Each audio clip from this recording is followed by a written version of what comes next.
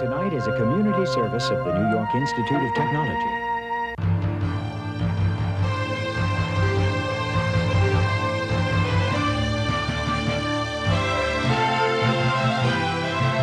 Covering the news of Nassau and Suffolk County's Long Island News Tonight with Ken Eckhart, Carol Peck, and the award-winning LI News team.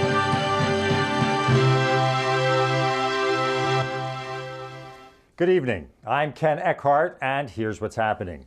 Suffolk County authorities have determined that 4 decomposed bodies found along a remote Long Island beach are all women, and investigators are now looking into whether a serial killer is responsible. Suffolk County Police say the FBI today offered any resources necessary to assist with a homicide investigation. The first of the decomposed corpses was found Saturday by an officer and his cadaver dog. 3 more, all scattered within a quarter mile, were found 2 days later. Police found the decomposed remains just feet from the roadway during an ongoing search for a missing prostitute last known to be headed to Fire Island. They believe the 4 women were killed elsewhere, then brought to the site along Ocean Parkway in Gilgo Beach. For the 4th time in a week, a motorist has been charged with driving the wrong way on a Long Island road, this time causing 2 accidents. It happened yesterday, a little after 5 p.m. along Route 25 in Calverton, and it makes the 7th wrong way incident on Long Island in the past month. Police say they got 911 calls reporting 26-year-old Ryan McCready of Miller Place driving his Jeep east in the westbound lanes.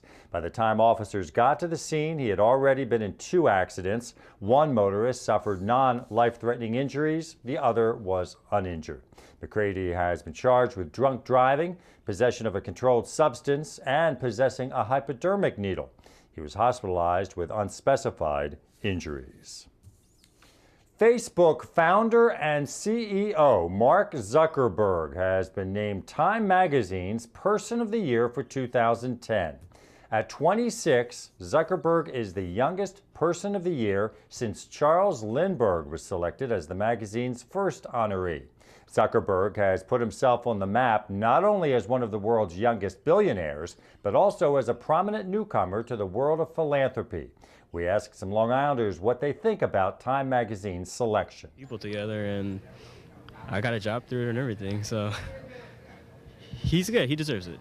That's pretty good. That's really awesome. He changed the way that we do things on the internet. I think it's pretty cool. I mean, he changed the way people communicate with each other. Like if you have a friend in a different country, you can still connect with them. So I think it's pretty neat.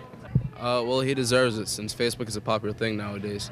You don't really go a long way without anybody not using Facebook. So there you go. He basically created a revolution. Previous winners include Federal Reserve Chairman Ben Bernanke, who received the honor last year, Barack Obama when he was president-elect, and Russian Prime Minister Vladimir Putin. Well, the overseas campuses of a Long Island college have become so popular, the school is expanding its number of alumni coordinators to help overseas students stay connected after graduation. Tanya Carvalho reports on the new alumni coordinator for New York Institute of Technology's Nanjing, China campus. We call it networking, the Chinese call it guangxi, and New York Institute of Technology is expanding its offices in Nanjing, China, Amman, Jordan, and in Bahrain, to help its growing number of alumni stay connected. And to do that, Lei Tong, who graduated from NYIT with a master's last year, is the first to be selected as coordinator of alumni and employer relations on the Nanjing campus. I feel so excited. Yeah, it's more like a home run. We're really excited about this. We're building a global institution here that we feel is going to make a big mark, not just in the United States, but around the world. Tong used to walk these paths as a student here at NYIT in Old Westbury, and now he's heading to China to put his HR skills to good use. And he says he already knows what his first priority will be. There is a missing link for our alumni globally, and for our alumni here. And right now everything is kind of become global. So basically we need to contact our global alumni, and hopefully we can group them together so that we can benefit. There are currently over 1,000 alumni of the Nanjing Graduate MBA program, and Tong leaves with this message to them and to all future students. I'm pleased to be there and pleased to help alumni at NYIT. Please reach out to me, and I will provide my professional advice for either business opportunities for alumni or network opportunities to all of you in China or in different places all over the world. In Old Westbury, Tanya Carvalho, LI News Tonight. A Long Island teenager has been charged with trying to steal a gold chain right off the neck of a little 4-year-old boy. And police say 17-year-old Dominique Mack of Hempstead pulled on the chain with such force that she nearly lifted the boy right off his feet. It happened this past Saturday morning at Choice Pharmacy on Fulton Avenue in Hempstead. And police say it was all caught on store surveillance video. The chain never broke free, and when the boy began crying, police say Mack told his mother their coats must have gotten stuck together. But the video proved differently. Mack was arrested yesterday when she went to the police department to retrieve her New York State benefits card. And an upstate woman has been charged with beating her Long Island girlfriend's son with a belt when she found out he had misbehaved in school.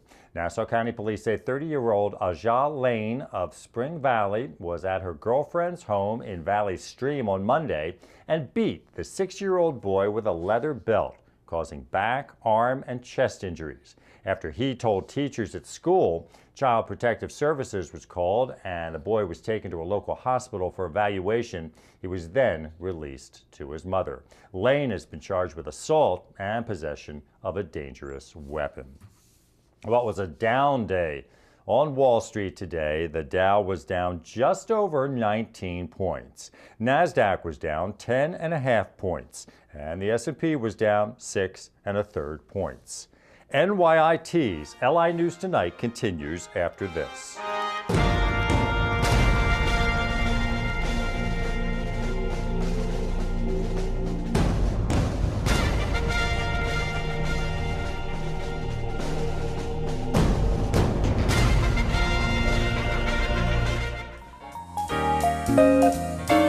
A Knit and Talk support group for women with breast cancer meets at Adelphi University's School of Social Work in Garden City on the first Monday of each month from 2:30 to 4 p.m. For more information, call 516-877-4314. The American Parkinson's Disease Association has a monthly support group at New York Institute of Technology in Old Westbury on the second Friday of the month at 2 p.m. For more information, call 516-626-6114. The Nassau County Museum of Art presents Family Sunday at the museum in Roslyn Harbor on Sunday afternoons at 1 p.m. For more information, call 516-484-9337. And the North Shore LIJ Health System offers a weekly support group for stroke survivors and caregivers at Plainview Hospital on the fourth Thursday of the month from 2 till 3 p.m. For more information, call 516-719-2411. If you have an event you'd like included on the LI News Tonight community calendar, send it to linewstonight@nyit.edu. In Melville, J.B. Buno, LI News Tonight. In Bethpage, Stephen Katove, LI News Tonight. At Belmont Park, Sophia Allen, LI News Tonight. These are just a few of the people who have been reporting the news for LI News Tonight over the past year, and you could be one of them. Television news is an exciting and challenging career that could put you in the middle of what's happening and in touch with the people who are making the news. A career in television news journalism can offer you the opportunity to work as a reporter, camera person, or videotape editor, or any number of behind-the-scenes jobs, including producing or manning the assignment desk. And it's a career that can be yours by joining the LI News Tonight news team. Produced at studios on the campus of the New York Institute of Technology, LI News Tonight offers television news internships that can earn you college credits and the possibility of being on the air in just a few weeks. LI News Tonight has been the jumping-off point for many local and national news professionals, and you could be next. Call 516-686-7952 for more information on how to enroll for LI News Tonight, and let us put you on the air. Some stories around the world today. 2 senior Iraqi officials say the government has obtained confessions from captured insurgents who claim al-Qaeda is planning suicide attacks in the United States and Europe during the Christmas season. The Iraqi Interior Minister said today that the botched bombings in central Stockholm last weekend was among the alleged plots the insurgents revealed, and the Iraq Foreign Minister called the claims a critical threat.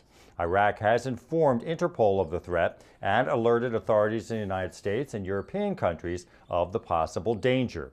Neither official mentioned specific countries in Europe that are allegedly being targeted. A warning today that the global economic crisis could cause an upswing in the exploitation of children and other workers around the world. And the Labor Department says it's adding a dozen countries to the list of nations that use child labor or forced labor. Products that are involved range from coffee grown in El Salvador to sapphires mined in Madagascar.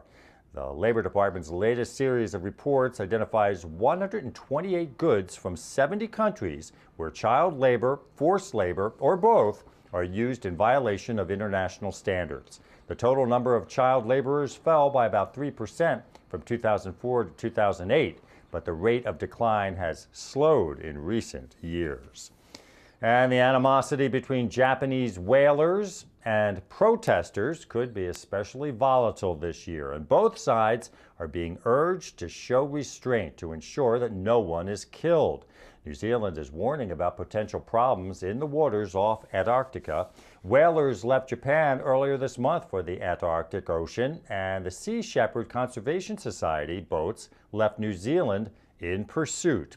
Each year, the protesters try to harass the whaling fleet into stopping a hunt that Japan says is part of a scientific program and not subject to a moratorium on commercial killing of the mammals. In January, a Sea Shepherd boat was sunk after a collision with a whaling ship. Well, winter is less than a week away, and the Red Cross wants you to be prepared when you travel during the cold weather season. As Stephen Kitove reports, that means making sure you keep several emergency items in your vehicle, including a fully charged cell phone.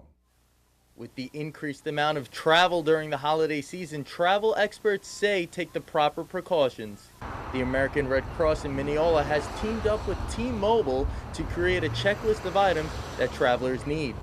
Some of these items include blankets, flashlights, and a hand crank radio that generates its own energy. Sam Keeley, who's the Director of Public Relations for the Nassau County chapter of the Red Cross, says people can never be too careful. We always need people to be prepared because you never know what might happen, whether it's going to be a bad rainstorm, a blizzard, tornado, flood, you never know. So you just always have to be prepared. Always have supplies on hand with you. Jane Builder, who is T-Mobile's Senior Manager for External Affairs in the Northeast, says families who are traveling this holiday season should check the cell phone reception along their travel routes before leaving. And Keeley says you always want to have a fully charged battery.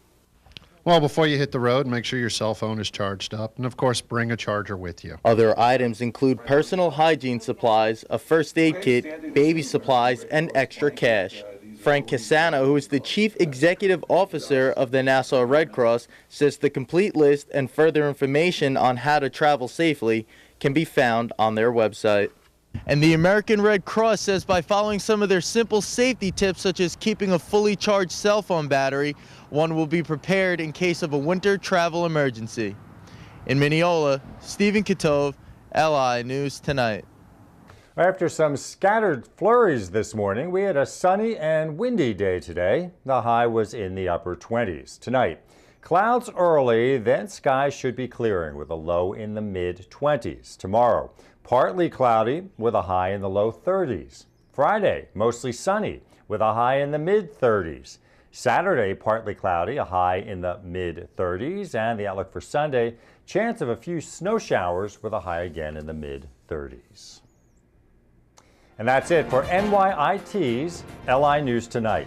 I'm Ken Eckhart. Thank you for watching. We'll see you again tomorrow. Have a good night.